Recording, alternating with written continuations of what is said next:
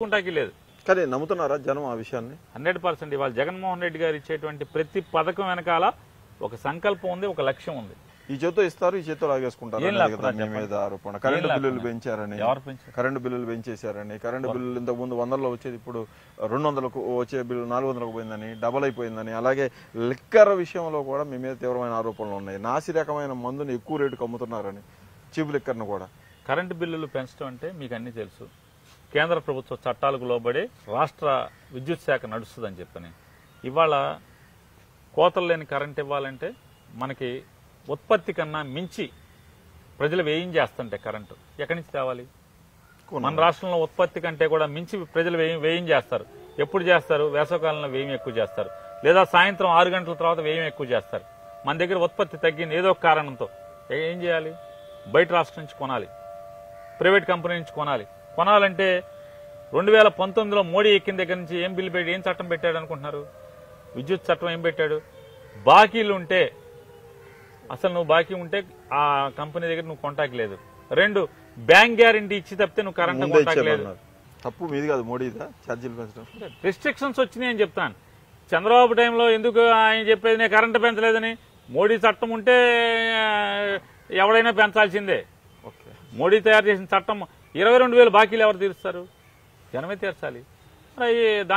దీనికి ఒకటి ఆల్రెడీ ఒక చట్టం చంద్రబాబు నాయుడు ఉండగానే ఒక చట్టం తయారు చేశారు, ఎలక్ట్రిసిటీ రెగ్యులేటరీ అథారిటీ అని చెప్పని. ఎలక్ట్రిసిటీ రెగ్యులేటరీ అథారిటీ ఉంది.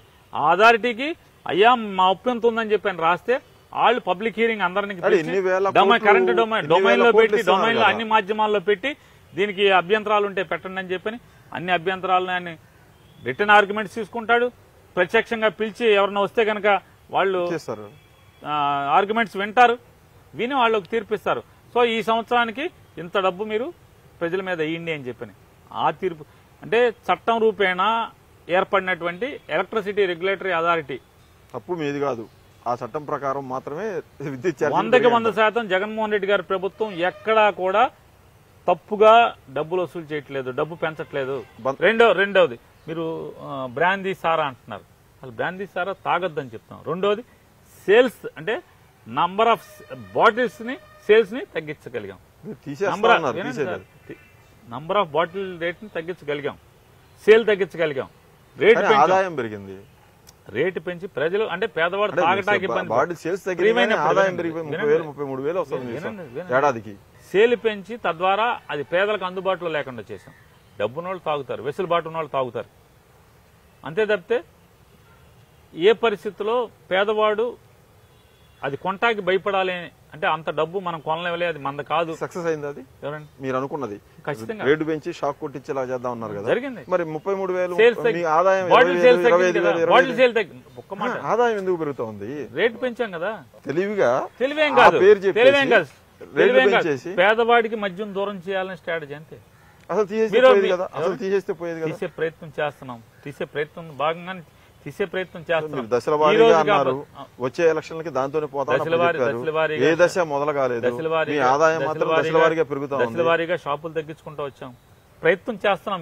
అందుకే మేము చెప్పేది, మేము ఇచ్చిన హామీల్లో 99% హామీలు అంటే దాదాపుగా అన్ని ఇచ్చాం. ఈ లిక్కర్ లాంటి 1-6 తప్పితే మిగతా అన్ని కూడా హామీలు చేయగలిగాం. దీన్ని కూడా చిత్తశుద్ధితో ప్రయత్నం చేస్తున్నాం, కానీ గతి లేని స్థితిలో మాత్రమే దీన్ని కొనసాగించే పరిస్థితి ఉంది. గతి లేని స్థితిలోనే. నా బందర్ పోర్ట్ నేను తెచ్చాను, నా బందర్ మెడికల్ కాలేజ్ వచ్చింది, పాలిటెక్నిక్ కాలేజ్ వచ్చింది. మీరేమో అభివృద్ధి అంటున్నారు, వాళ్ళేమో మీది అవినీతి అంటున్నారు. అవినీతి అంటే ఏంటి చెప్పండి, నిరూపణ ఉండాలిగా. ఏంటి అవినీతి? చెరువులు ఆక్రమించుకున్నాడు, మడాడు ఆక్రమించుకున్నాడు. రోజు మీ మీద అదే కదా, ఇక్కడ ధర్నా చేసి చెప్తారు. ధర్నా ఎవరు చేయలే, కొల్లు రవీంద్ర రోజు మీ మీద చేసేది అదే ఆరోపణ. కొల్లు రవీంద్ర రాజకీయ బతుకుదెరుగు కోసం మాట్లాడే భాషలండి. మీ ఇష్టం, నేనున్నాను, మీకేమే మీరు వచ్చారు బందరు. 34 పంచాయతీల్లో సగం పంచాయతీల్లో సముద్రం ఉండదు, సగం పంచాయతీలో సముద్రం ఉంటుంది. మీ ఇష్టం వచ్చిన ఊరెళ్ళి పేరు నాని ఏమన్నా కొడుకు కానీ నాని కానీ ఏమన్నా తవ్వారా? మీ ఇష్టం వెళ్ళండి, ఛాలెంజ్ చేస్తున్నా. మేమెవరూ ఉండ అసలు మాతో వద్దు, మీరు వెళ్ళిపోండి. అవినీతి లేదా?